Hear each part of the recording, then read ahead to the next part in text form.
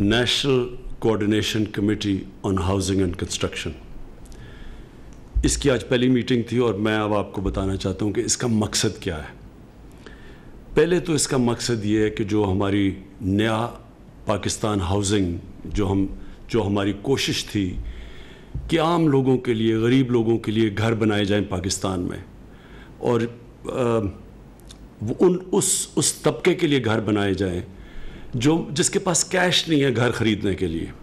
مثلا ٹیچرز ہیں، نرسز ہیں، پروفیشنل کلاس ہے، کوئی کام کرنے والے ویلڈر ہے، کوئی چھوٹی سی دکان ہے، اس کے پاس اتنا پیسہ نہیں ہے گھر بنانے کے لیے.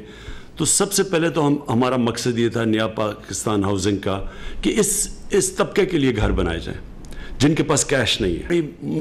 رکاوٹیں آئیں. رکاوٹیں سب سے بڑی یہ آئیں کہ ایک قانون ہے فور کلوجر لا کہ بینک تب تک پیسے نہیں دیتے جب تک ان کو یہ اعتماد نہ ہو کہ اگر وہ جو قسطیں واپس نہ کرے، جس نے گھر لیا ہوا قسطیں واپس نہ کرے، تو بینک کے پاس طاقت قانون ہو جو کہ ان سے پھر کہے کہ یا پیسے دو اور یا پھر ہم گھر واپس لیتے ہیں. تو اللہ کا شکر ہے کہ یہ قانون گورنمنٹ نے پورا کیس لڑا اور اب وہ جیت گئی ہے گورنمنٹ، لیکن ابھی تقریباً وہ پاس ہو گیا.